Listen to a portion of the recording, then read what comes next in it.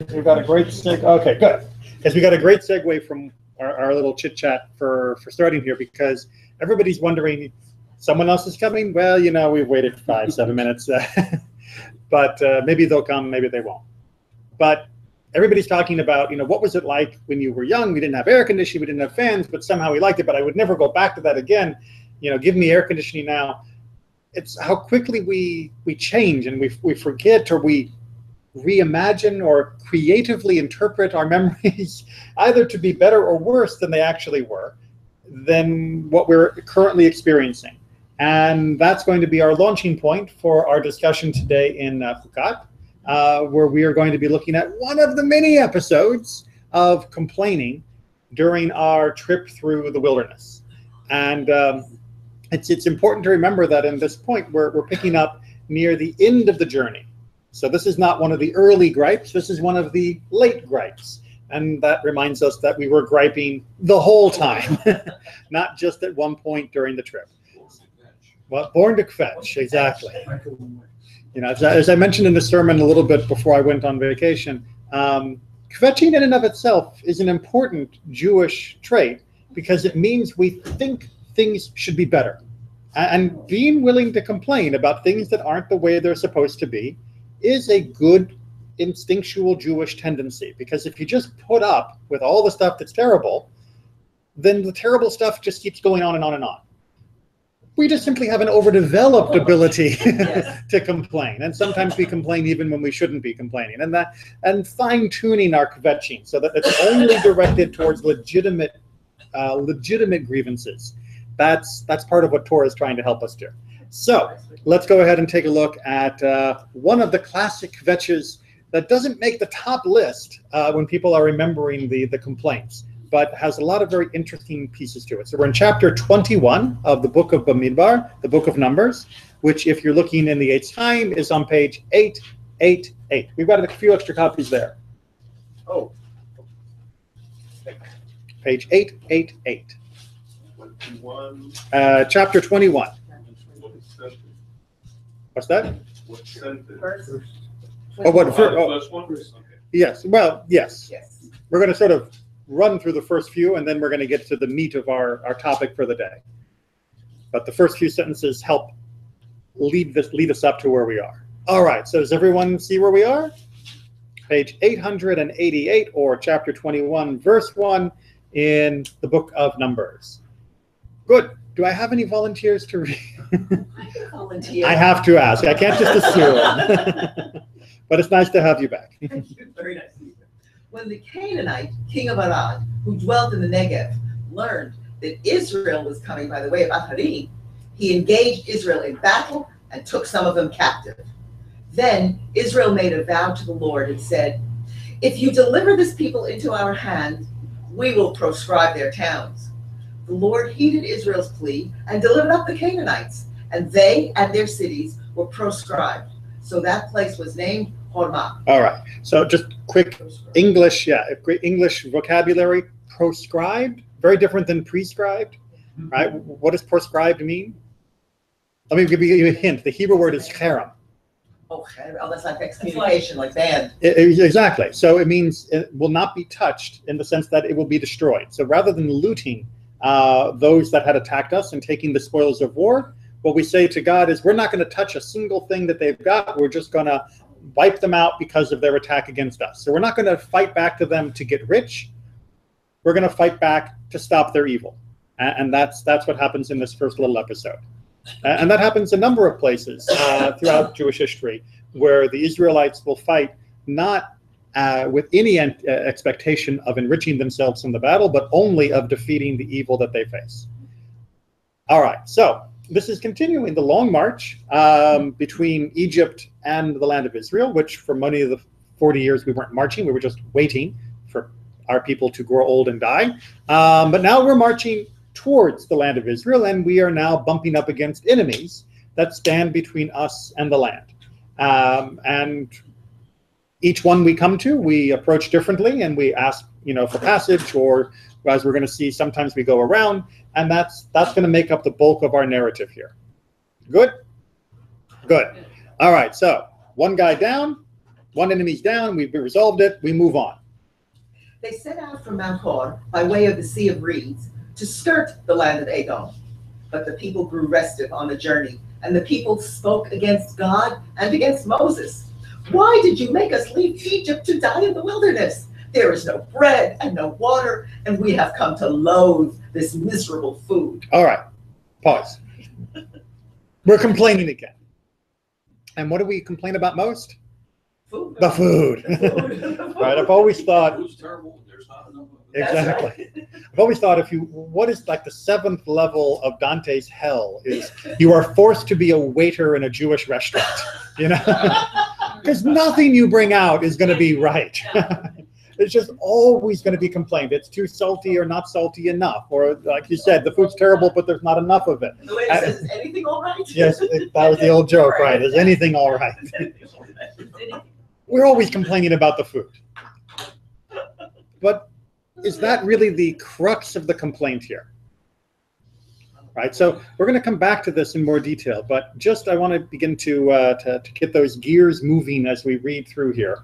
So the miserable food is manna. The miserable food they're talking about is manna, right? And the word miserable, I have to point out, is not actually, well, it's kind of the Hebrew or not. It's one of those great Hebrew words that is open to interpretation, right? So if you look over in the end of verse 5, the word that's used, right? It's balechem haklokel, which is a really odd kind of phrase, right? So it could be miserable, it could be accursed, it could be from the same root as kal, meaning light or easy. It's a really kind of funny, funky word. It's definitely meant to be insulting. That we know, that they are not happy with this lechem, with this bread, this food, but exactly what's giving them this problem, it's hard to get from the Hebrew in its own plain sense. And so we're going to come back to our commentators and look at them a little bit later on that. But is that really the only problem?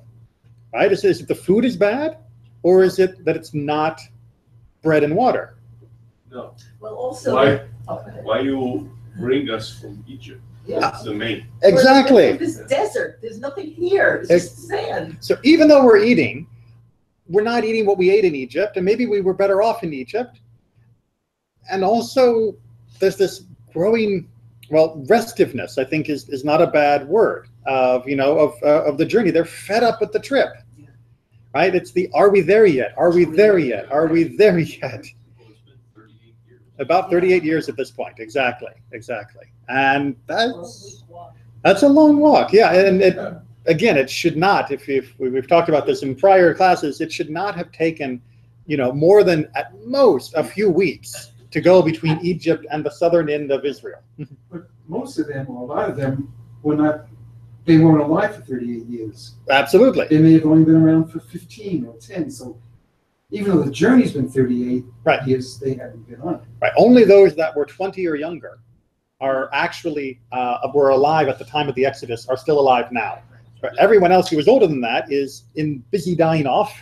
And there are a few who will still be alive, but they know they're not going to make it because God already told them they're not going to make it. So yeah, most of them, I would say that at this point, the majority of them, this is all they've ever known. So what Egypt are they remembering?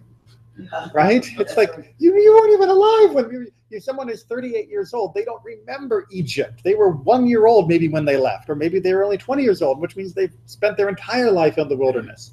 And yet they're saying, we want to go back to Egypt. Why did we leave Egypt? No, it says, why did you make us leave? Oh, exactly. Not even why did you let us leave? Why did you force us? Right? Why did you take us? Why did you raise us out of Egypt? Right? Because it is the transitive verb here, the causative form. Right? It's you lifted us up out of Egypt. Why did you do that? But like we were talking about at the very beginning, isn't that normal for people to misremember the past? Right? Things were so much better back then, and yet, oh, really? Really? When you were in Egypt, you were doing a lot of crying out. There was this whole thing called your children being murdered and being a slave, just in general. But even people who hadn't experienced it had grown up with their parents telling them, Egypt was better than this. And because they themselves had never actually experienced the suffering of Egypt, they probably believed what their parents had said. You know, when their parents griped about, what are we doing stuck out here in the desert? The children who had never known slavery probably believed that, yes, the desert was worse than what Egypt itself was like. And so they repeated what their parents had said with no real understanding. The same way that you can get sometimes people doing the flip side. People saying, oh, you know, my dad used to tell me how great it was growing up on the farm, you know, before electricity and before the modern world and all of that. It's like, yeah, did your father tell you about how many of his brothers and sisters died from infant diseases? Right? Did he talk about what it's like to have an outhouse? Of what it's like to have to draw water from the well if you're lucky every day, if not going down to a river, and what it can do to your stomach, and what it's like to work and backbreaking? No, he talked about what it was like to have the sound of nature around him. He remembered the good parts and he shared those. And you think that therefore it was a better time. Right? There's some romanticization within the Jewish world about the old world, you know, about the life in the shtetl, about how wonderful it was before we had to leave, you know, Eastern Europe. If you read the works of the people who lived in the shtetl, while they were in the shtetl, they were not so romantic about living in the shtetl. It was a very, very unpleasant place to live, not only because of our external oppressors, but because of our own internal culture. It was not 100% healthy at that time. So that this issue of what they're complaining about is something we're going to have to come back to. But we have to look at God's response. The Lord sent seraphim, serpents, against the people. They bit the people, and many of the Israelites died. The people came to Moses and said, we sinned by speaking against the Lord and against you. Intercede with the Lord to take away the serpents from us. All right, so what's God's response? I'll make it worse for you. You don't like the food? Then I'll give you a snake. What? All right, so we're going to have to come back again to why this, right? The punishment should always somehow fit the transgression, right? God doesn't just say, yeah, rabbits, right? He's picking something that is appropriate for what we were doing. And if it doesn't seem obvious how snakes are appropriate, then we need to look to our commentators to help guide us. And if we're not sure what this word seraph is that JPS chose not to even translate, then we're definitely going to have to look at our commentary to try and help us work that out. Seraph, anybody have any inklings of what that might be connected to in Hebrew in general? Seraphim. Seraphim, right? Which is a type of angel, which in itself comes from the root for srefa, for burning, right? For something that's on fire, for something that's being burnt. So you could, and some translations will translate this as burning snakes, which would create a very interesting visual. So we're going to have to come back to what this seraph actually means, but we'll get there. So the people are unhappy. The people admit their guilt, that they had done something wrong by speaking against God and Moses, and now Moses has to try and fix this. And by the way, this is not the same word as the creature that spoke to Eve in the Garden of Eden, is it? Oh, the nachash is, yes. The nachash is yes, the snake is, but the seraph is not. The seraph is a new word, title, yeah. And Moses interceded for the people. Then the Lord said to Moses, make a seraph figure and mount it on a standard. And if anyone who is bitten looks at it, he shall recover. So Moses made a copper serpent and mounted it on a standard. And when anyone was bitten by a serpent, he would look at the copper serpent and recover. Or more appropriately, and live. And live. In the Hebrew, vachai, right? And live. What? This is right. The same God that said, "Don't make any images." Yep. That's right. Yep. Same God. Yeah, we don't change over anywhere. Right? We didn't get a sequel. I mean, in other times when there have been plagues that have been afflicting the people, even the plagues of Egypt, when God removes the plague, He just removes the plague. Right? Why do you need a serpent-shaped standard thing? And why do people have to look at it? It's odd, right? The story of the quail is much more straightforward. The story of Korach is much more straightforward. The story of the water from the rock is much more straightforward. Here, it's really, really odd. Is this What is that called? the catechist. The catechism. We'll be talking about that on Shabbat. It's not, inducing the people like believing in idols. Well, doesn't it seem like it might be? Yeah, I mean, there's like, well, why would you put up something that might mislead people into thinking that this is an idol that's curing them? And is this idol curing them? I mean, is it magic? Or is it the copper? Yeah, because It's copper. all the New Age copper things. All the Yeah. New Age With copper, you won't stuff. get seasick, that's right. All right, so let's go through and see how our commentators try to unpack all of this information for us. So first, let's go back to this question of what were they complaining about when it came to the manna? And as always, well, not always, but often, Rashi is a great place to start. The manna was absorbed into their limbs, so they derisively called it light. Right? Remember that weird word that we had of the miserable translating? Rashi's saying, don't translate that as miserable, translate it as lightish. Right? That the stuff that we're eating is just insignificant. It's light and it's fluff. But the fluff isn't the fluff to be, I don't like it. The fluff is, it's weird.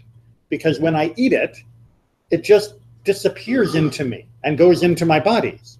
And so they worried. They said, this manna will eventually swell up in our guts, for is there any mortal who takes in and does not eject? Which is a polite way of saying, we've been eating and eating and eating, and nothing's coming out. Something's wrong here, right? That this food was so unnatural to them that as much as we might imagine enjoying not having to use the water closet, the WC, the facilities, just came back from England, it was so abnormal that it alarmed them, that they thought this stuff is just bizarre. But this was 38 years they've been doing it. Well, yeah, so that's when it finally swells, it's going to be Really Well, bad. why are they so surprised at this point? right. So why are they so surprised at this point? So, and this is one of those places where Rashi seems to be interpreting very narrowly. That is to say, trying to give an understanding of just that one word, of why they're using that word in this context. And so he draws from a midrash that explains it. But why are they complaining today? We're going to have to wait for another commentary to help them understand. Most of them have never eaten. Exactly. That's Their right. entire life, they have only eaten this stuff. And yet now they're complaining about it because it's insubstantial, it's unnatural. Or maybe they ate some when they weren't supposed to, or they weren't steak anything from those towns that passed. Well, there were lots of other times when they could have eaten, for example, from the herds and flocks of animals that they had. And they would have eaten from the quail. And they would have probably eaten as well from other things that they had gathered just that were growing wild. Not a lot, but other things that did grow wild in the area. And occasionally when they were near to the ocean or rivers, they would have also been able to have fish. So it's not as though they only were eating manna the entire time, but they only could survive because of God providing the manna. That is to say, the other food that was around was not at all sufficient to support them. The manna itself was. And yet that's what they're complaining about. And Rashi brings the idea that they're complaining about it because it's so unnatural. It just seems too light and unsubstantial. And, that's kind of uncomfortable. Let me give you just a quick example, because you all think maybe that this is a pointless objection. If I gave you the option of saying you don't have to ever buy food for yourself ever again, what I'm going to do is I'm going to install a little port in your stomach, and every so often you'll take a bag of liquid food and you'll just insert it into yourself, and that'll be fine. You'll never have to eat another thing in your life. It'll be much faster and it's free. Who's signing up? I don't see any I hands. did that once for 6 weeks. The hospital, I'm Yes. coming just right into my vein. I'm not signing up for this. Exactly right. For people who have had to do either through the stomach Yes. or intravenous feeding, most people can't wait to eat something again, right? To taste something again, to chew something again, to be able to That's right. bite and feel it. And that may be partly what they're experiencing here, is this discomfort with the oddity of eating manna in this way. All right. But then we still are left with the big question of why snakes, right? We had snakes on a plane, now we got snakes in the desert. Why snakes? Is it just because we don't? They're doing roof repairs. That's actually the real sound of someone on the roof, not the usual creaking that we get. That's a real person up there. Well, that's not a snake, not a snake. That would be a pretty big snake. Oh, that'd be something. And snakes don't have feet. Okay, so why snakes?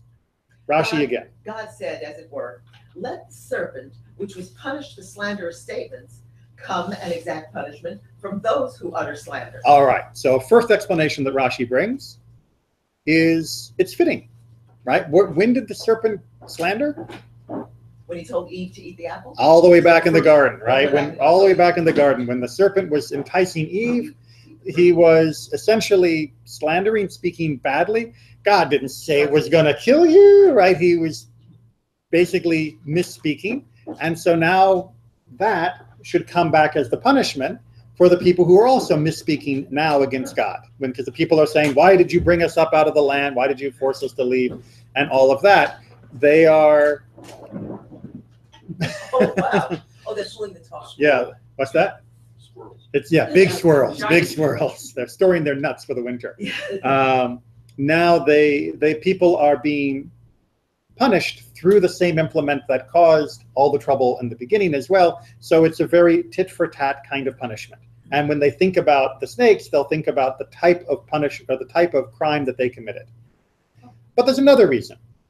Let the serpent, to which all kinds of food have one taste, come and exact punishment from these ingrates, to whom one thing had the taste of many different dainties. All right. So what does everything taste like to a snake? Same thing. They have no taste buds. Dirt, Dirt. right? What does the snake eat? Going all the way back to Genesis. The earth, right? You will crawl on the belly and you will eat the earth, right? So if snakes eat dirt, let them be the ones who have the greatest grievance against these ingrates who are complaining about this miraculous good tasting food, right? Because if you go to somebody who's like, everything I eat tastes like dirt, and you've got something that tastes great, and you're complaining, think about what my diet is like. And so therefore it's right for the snakes to be the ones to bite the people who are complaining about not having the right food. Make sense? Again, whether or not these are the precise motivations, we can never be 100% sure. That's why our commentators argue. But the fact that each one of these highlights a different problem with what the people were doing is very instructive, right? In the first case, it's the idea of slandering and gossiping and griping needs to be curtailed. And in the second one, how about some gratitude, right? You are being fed in the middle of nowhere in a place where no one could sustain themselves, and yet you're complaining about the menu. Really, how ungrateful can you be? But to whom one thing had the taste of many different dainties, so manna tasted like many different things. According to the Midrash, yes. According to the way the rabbis read other parts where it describes. But they were complaining they were tired of it was miserable food, even though it tasted like many different things. Exactly right, which is why as well, Rashi, when he was trying to explain what they were upset about, what this weird word was going on, it wasn't the taste that was bothering them, it was the substance or the style that was bothering them. Because they couldn't argue about the taste, or at least they shouldn't be, but they could argue about it's weird. And that's why Rashi went down that road for his explanation. All right, and what about these burning serpents? Because remember, it's not just snakes, it's this seraph serpents. Because the burning serpents, because they burn one through the poison of their fangs. All right, so Rashi tries to come through very quickly to make sure we don't think of flaming snakes going through the camp. Right? These aren't like giant flames licking off the snakes. These are snakes that when they bite, they're poisonous, and it feels like a burning, or it causes a fever. You can go down either road of interpreting what Rashi is saying here, and that's what it means by a seraph serpent. It's not just the snakes, which might be annoying, because there are lots of snakes out there that aren't poisonous but are still annoying. These are snakes that when they bite you, it is going to cause a burning, and therefore you don't like these snakes. Make sense? All right. But there's more, but this time comes before now. The snake should be constructed of material which is associated with burning. All right, so this snake, he's talking about the copper snake that got made, right? The nechoshet. Should be associated with burning. The association with burning one's tongue should be uppermost in their minds when contemplating their sin, which had been that they allowed their tongues to utter thoughts that angered God. They would repent when looking at a snake called a saraf, something which burns. All right. So it's kind of a circle of logic that we have to work out here, right? So what Sforno is saying is that when this snake on the stick, that's a snake on a stick, was made, but the reason it was made of copper is because copper looks like burning, right? It looks like fire, right? The copper color looks, when it's shining up there in the sun, would look like a burning snake up above the camp. And that burning should remind you of burning tongue, which should remind you of the actual sin of slander. Right? So by looking at the snake, you see the copper, which makes you think of burning, which makes you think of a burning tongue, which makes you remember that the reason that you're having this burning sensation from the snake bite is because you were slandering God and Moses. So copper wasn't a random choice. And the snake, right? Snake wasn't a random choice. They worked together as almost like a mnemonic, almost like a multimedia presentation to jar that understanding of the reason the thing's happening is because of your slanderous statements. Because you couldn't just put up a big sign, with a rabbit on it, because you wouldn't have that same effect. You wouldn't have the same association. That makes some sense? All right, is this becoming a little bit more understandable of why we've got this shiny snake sticking up on a stick? Maybe. We're not done yet, but a memory aid, exactly. It's trying to nudge the person to understand what they did wrong, rather than just saying you did wrong. It's like the old classic story of about slander or gossip, where the rabbi says, well, you want to repent, take a pillow and shake it out on the hill, and all the feathers will be scattered to the wind. And the person says, I did that. That was easy. And the rabbi says, great. Now go find all the feathers. Right? It's an action which underlies what the problem actually is. Because just telling the person it's hard to pick up the pieces of gossip, people don't always understand that as well as telling them to go hunt down feathers.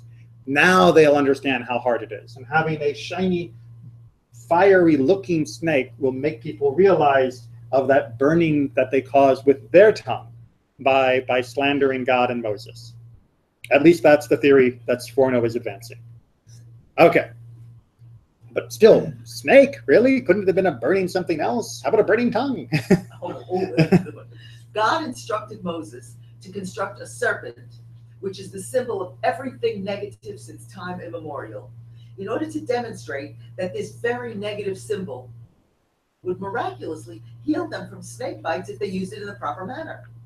It is only the Lord who can use destructive instruments equally well for constructive purposes. All right, so Dr. Kinim brings this lovely insight that it had to be the snake because it was the snakes that were hurting them. And snakes in general were a symbol of danger and harm. In order to not only show them that the copper and the burning tongue, the sin that they'd caused by slander, but that if God wanted, he could take something that was normally destructive and use it as an instrument of healing. Because God's God, and God's able to do that. The rest of us, it's not usually able to, you can't cure someone's headache with a gun, right? Because that's just not how it works. If it's something's destructive, it harms, and if something is good, it doesn't harm. And if you need to help, you use something that's only good, and if you need to hurt, God forbid, you have to use something that God can actually use something generally harmful in a positive way. The rest of us, we don't have so much luck. Now, it's interesting to note. Doctors do. Yes. I was just going to go there. It is interesting to note. I don't think it. No, please. They're doing an operation. They take a knife and they cut you open. They cut things out. One of the things we have learned is that by using the wisdom that God has given us and by being careful with the tools that God has put into our world, not only knives in the forms of scalpels or lasers and things like that, but even the venom of many poisonous creatures can be used as medicine. in even some very harmful drugs like opium. In proper dosage and management can be used as a very important pain relief. What's that? Live bacteria for vaccines. That God has shown us the way by this model that yes, with very careful precision, you can use something harmful for something good. But it's very hard. And it's something that we have to be very careful with. And this is sort of that first example, that not everything that's harmful is always harmful if you can bend it into working towards what God wants in this world, which is that people would live, v'chai, that they will live at the end. Okay. Let's go on as Rashi tries to also answer the question about why copper. Because you may have noticed, if you were reading really, really carefully, God never said copper. God said make the seraph. God did not say what material. And if you've been a careful Torah reader all the way back when we were talking about building the Mishkan, you remember God told every little detail of what would this be made from and how it would be made and how much of it you need. And here God says make a seraph, and Moses says, okay, I'll make a copper one. Really? Moses gets to like pick the material? Well, let's see. Moses had not been told to make it of copper, but he said, the Holy One, blessed be he, terms it nachash. I will therefore make it of nechoshet, one term fitting the other term. Right, so it's a nachash, it's a serpent. Therefore, I'll make it nechoshet, copper or bronze. Right? Because if you can see from the Hebrew roots there, they are basically identical. So Moses chose the copper almost as a pun. It's kind of hard to find an analogy in English. It almost be as if we had, an animal called a snake, and we had a metal called, snakeite. It's a copperhead. Chukkat. Very good. Very quick. Exactly right. So he made a picture or made a sculpture of a copperhead out of copper. Lovely. I'm going to borrow that every time I teach that. Thank you. Because my snakeite doesn't really work so well. But so Moses was trying to use something that would reinforce this idea of the nachash, of the serpent. And so rather than thinking of the copper just as burning, he was thinking of the copper as being the most logical material that would match that which he was sculpting, given that he wasn't told precisely which metal to use. Sforno has a different take of why he chose this nechoshet, why he chose the copper. Copper fit the purpose better than gold. Copper would more likely induce remorse, as they would associate its color with the sensation of burning. All right, so Sforno goes down a different road. He says, no, this is very much back into that psychological side, which is copper looks more like burning than gold does. That burnished copper, shined up copper, has a more rich, fiery color to it than shiny gold does. Shiny gold is too yellow. Copper is redder, which has more of that color of fire. And therefore, when they look at it, they'll be on that circle of thinking of the burning and the sin that they did. And so it'll be a more effective tool if it's made from copper than if it were made for gold. Where on that circle does it say clean the copper? Because it oxidizes, and after a month, it won't be so shiny. Wait. But this is the desert. But wait until we get to hundreds of years later, and then wonder what does the snake still look like. And that's going to be at the end of the next page. So when it comes to what happened after this, we have the epilogue of what happened to this snake. But we're not there yet. You're always getting right up to the end. All right. And then Chizkuni has a slightly different, more pragmatic view as well of why the copper. Copper was chosen as, when it is polished, it shines and reflects light, and therefore is highly visible. Despite the size of the camp, anyone who had been bitten could see what Moses had erected. And so Chizkuni's bothered by the issue of, well, wait a minute, we got this enormous camp of people, and you've got a stick with a snake on it. Right. How's that going to help the guy who's way out in the boondocks of the camp? And so he's like, that's why it's copper. Because if you made it out of just, tin or iron, you wouldn't be able to see it so well. But if you make a big, shining, gleaming copper snake, then man, no matter where you are in that huge camp, you're going to go, ow, I just got bit. Oh, look, there's a snake on a stick. I feel much better. And that's going to, bring you back. Make sense? Okay. But we still have to deal with, I've been bit. Look, there's a snake on a stick. I feel better, which I imagine is still a part that we're a little vague about what we're supposed to be feeling here. Good. Second page. Even if a dog or donkey had bitten him, he felt the effects of the injury, but the bite of a serpent kills more speedily. On this account, it is stated here, whoever has been bitten, when he sees it, shall live. A mere glance sufficed to heal him. But in the case of the serpent's bite, it is stated, and it came to pass that if a serpent had bitten any man, when he gazed, for the serpent's bite was not so quick to heal unless he gazed intently. Okay. So again, we got to go digging into our Hebrew skills here and realize, just like in English, we have different words for look and gaze. And indeed, those two words are used differently in this verse. The look comes when God first gives instructions. And when God first gives the instructions, he doesn't mention snake bite. He just mentions bite. So, say the Midrashim, this snake on the stick would heal people from any bites if they looked at it. But for snake bites, going off the next verse, you had to gaze at it. You had to look more intently because the snake bite was worse. How are we working there? Maybe? What's that? It's what it says, right? It's right in verse verse 8, right? Just to be very sure, it says, make a seraph figure mounted on the standard, and anyone who's bitten, doesn't say snake bitten, just bitten, looks at it, right? It's just ra'ah, right? It's just will, and then will recover. But in verse 9, after Moses makes it, he mounts it, and when anyone was bitten by a serpent, right? Here we actually have biting by serpents.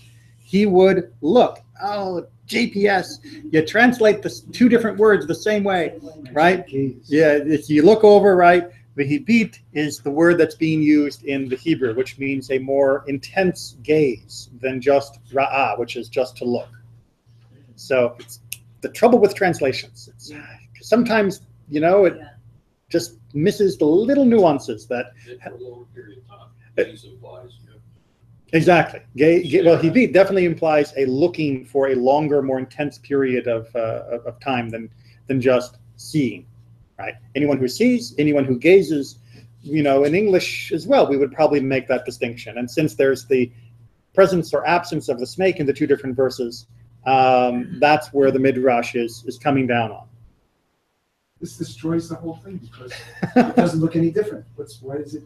I mean, I understand what you're saying. I mean, why did the translation miss it? They didn't know there was a point. Well, they knew there was a point according to the Midrash, Right. but that's always the paradox for translations, Right. especially translations that are Jewish translations, which is, do you translate it as the Midrash has highlighted the distinction between them, or do you translate it as a normal person would read it without the aid of Midrash? Which is, I would wager to say, and those of you who read a little Hebrew might back me up on this, that if you read through that and it just said look or gaze, ra'ah and hibit in Hebrew, and you probably wouldn't have immediately seized on that any more than if it had said look or gaze in the English. You probably wouldn't have immediately seized on it. And so JPS said, why complicate the verse? Let people study it, and then they'll see that there's more depth to it, right? Putting the look and the gaze would only possibly confuse, but it probably isn't going to be insightful to them anyway. And that's really why we need to always study with additional commentary. No matter how good a translation is, it's always making those choices of does it try to presage the Midrash and prepare you for it, and then sometimes it makes it almost look like the Midrash is pointless. I've seen some translations of the Torah that do that. They translate the Torah so close to the way Rashi interprets it that when Rashi brings his explanations, it's like, well, why did Rashi bother saying that? The Torah already said that. It's like, no, the Torah didn't already say that so clearly. The translator used Rashi to translate the Torah, and so it made it look like Rashi was redundant. Or you have the alternative where the translator smooths it out so easily into plain English that you don't see the bumps that the commentary is going to be attached to. And I get frustrated with translations, but I also say better them than me, because I do not know if there is such a thing as a perfect blend of translation, which is why we don't only rely on translation. We use not just the translation in Hebrew, and if you don't know the Hebrew, you can use multiple translations, and you can always use commentary. All right, but we've only got about 12 minutes left to get through the rest here. So, pushing on, because we still haven't answered, how is the thing working? Right? How am I getting better from the magic stick snake? Because that still seems troubling. At least it does to me. Our rabbis said, but could the copper serpent cause death or life? Right, so notice the fact that we're perhaps a little uncomfortable with this idea of a snake on a stick healing people is not some, oh, just modern people get upset about that. The rabbis of the ancient days were also a little concerned with how this looked on the surface. But the explanation is that when the Israelites, in gazing at the serpent, looked up on high and subjected their hearts to their Father in heaven, they were healed. But if they did not do this, they waste away. All right. So what's the point? It's a really high stick, so you really have to look way up to see it. The stick is as important as the snake, right? We always focus on the snake. But if you look back at the actual Torah text, it says that he put it on this big standard, right? Which meant that it had to be up above the heads of everyone and visible to everyone. And what the rabbis are saying is that this was basically an arrow pointing at heaven. And people are people, you know. Look at the shiny things. Look at the shiny things, right? It's, whoa, look. And when you're looking there, your vision goes past, and now you're thinking about God. So this was a big shiny thing of, hey, people, think about God when you've been bit, and God will make the remedy. Right? It wasn't the actual stick that had, or the snake on the stick that had magical powers. It was just a giant pointing stick at God, if you can point at God, at least pointing people's directions and their hearts towards God. That was making it work. So the snake itself, And the Kavanah also. exactly, Yeah. and that people had to actually then, you know, feel bad about what they had done, and then they would have the process of healing, which is what Sadia Gaon makes more clear, or clearer in the next comment. If the afflicted person would look at the copper snake, having remorse in his heart, he would survive the bite. Right, so it's not the magic of the copper snake; it is what it induces in our spirit. Right, it's how it transforms me spiritually from somebody who was arrogant and insulting to both God and Moses to somebody who is contrite and seeking forgiveness and has regret for what they did. That is the, in quote, magic of the snake. It had no properties of its own. Make sense? Okay, I know, Sadia Gaon. He's called Gaon for a reason. All right. But I told you we'd do this before, and we're finally getting down here because I thought Da'at Zikanim did it great, so I left it as our conclusion before our epilogue, which is, why now? Why was this problem now? Their dissatisfaction was not caused by the journey, Right, which, as we said, was already 38 years. What's another week? but by the fact that they traveled in the opposite direction of their objective. All right, so what in the world does that mean? Well, if you go back to verse 4, what? Yeah, I went back to the Sea of Reeds. Yeah. Didn't we cross that on the way out? Exactly right. We're now heading towards the Sea of Reeds. They didn't actually get all the way to the Sea of Reeds, but they were heading towards the Sea of Reeds. And you have to have a little map of Israel and the Sinai in your mind to really understand this. All right, so we've got our Rabbi Neely special map. All right, so this is Egypt, this is Sinai, this is the land of Canaan, right? Israel, that's here.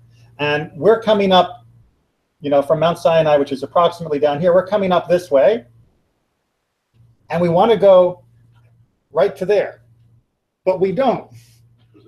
Because Edom, right? The nation of Edom, the Esau's descendants, right, which is roughly sort of like that, they've been given that territory, and we've been told explicitly we are not allowed to take it or cross it without their permission, and they ain't given permission. So now we have to make a U-turn. Well, maybe not quite that far. It's drawn with melodramatic effects. But in any case, it's right there. Turn and head back. We're back heading towards the direction that we came from. Remember, we're only talking about a week's journey here, so even a couple days march in the wrong direction, we're halfway to Egypt again. Which is why they mention, why did you bother taking us out of Egypt? If we're marching back in Egypt direction again, duh! And we're still eating this stuff. Again, why would the stuff be a point here? That's Zechariah goes on. This was as hard for them to swallow as if they had been sentenced to death. They have felt until recently that they were close to their objective and would soon taste the fruit of the Holy Land, and they now saw all their hopes dissolving like an illusion. To the question, what did they have to complain about as long as they had manna and water?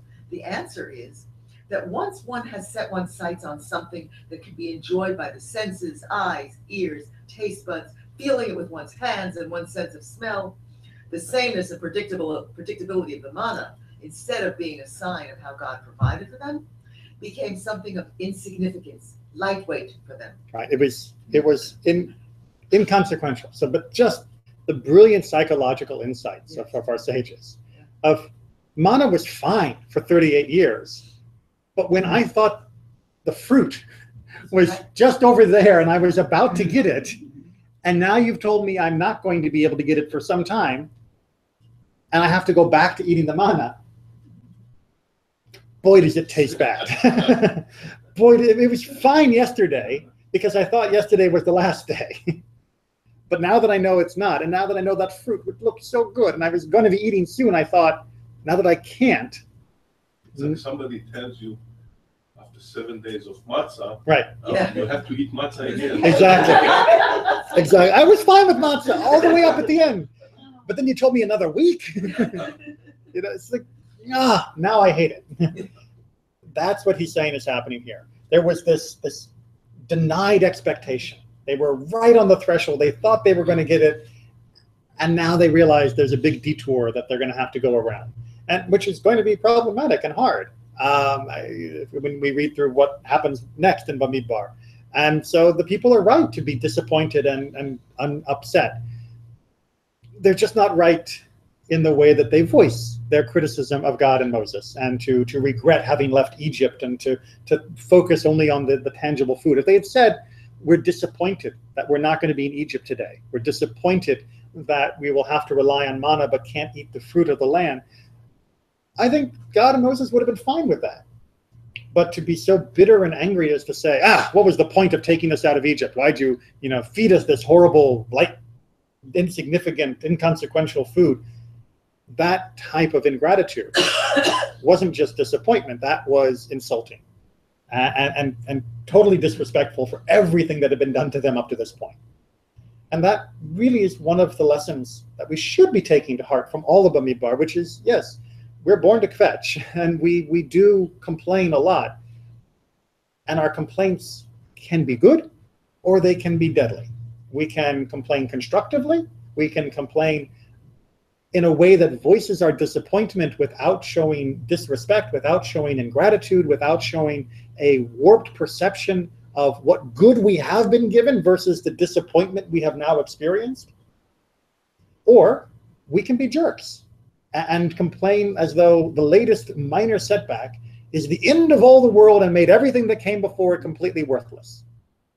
And that's unfortunately what the Israelites have been doing here. They're complaining about the latest minor setback as though it undid all of the beneficence and the marvels that had been performed for their benefit and for all of humanity up to that point.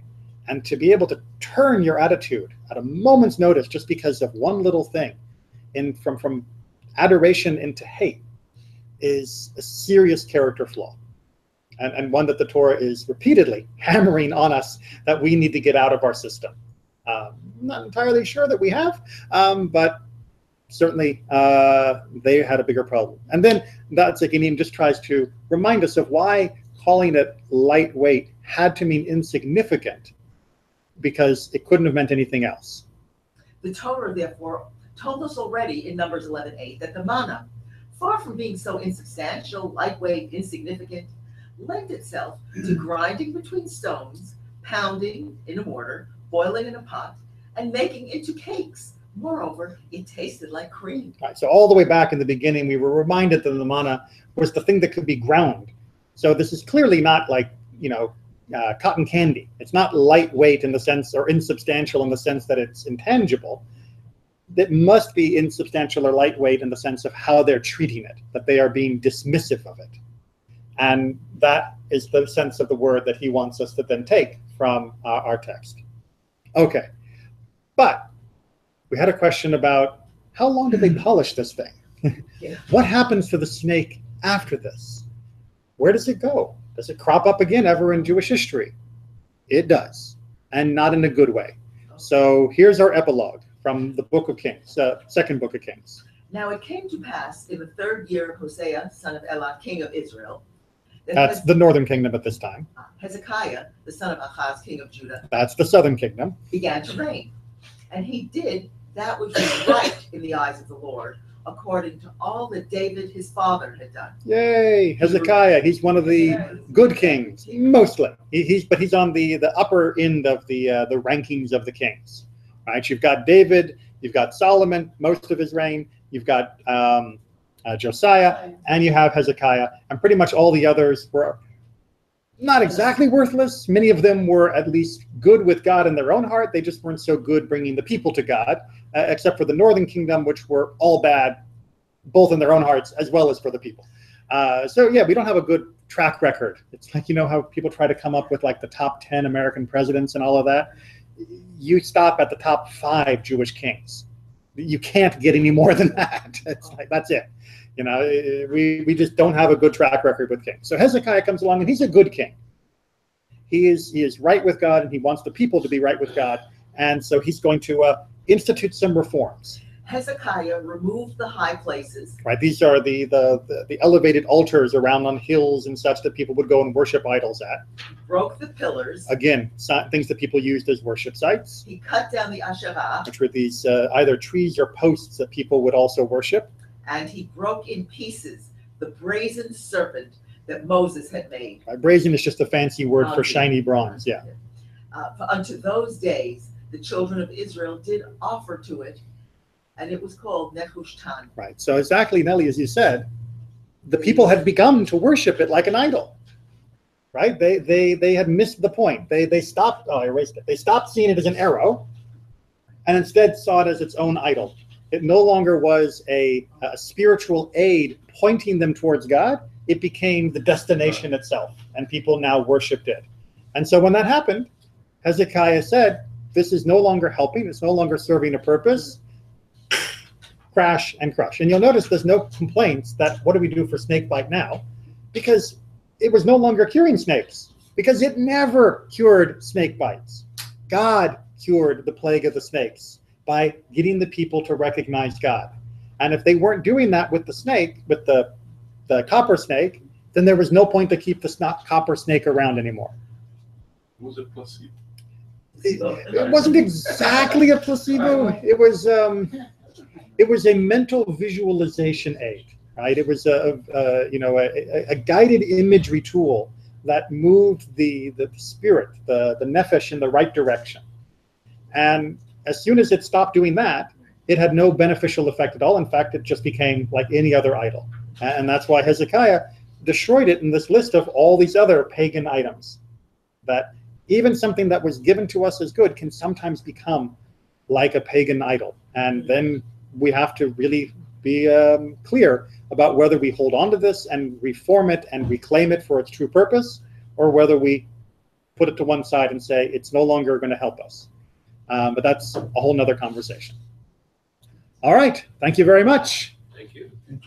And the rest of Chukkat is even more complicated. No.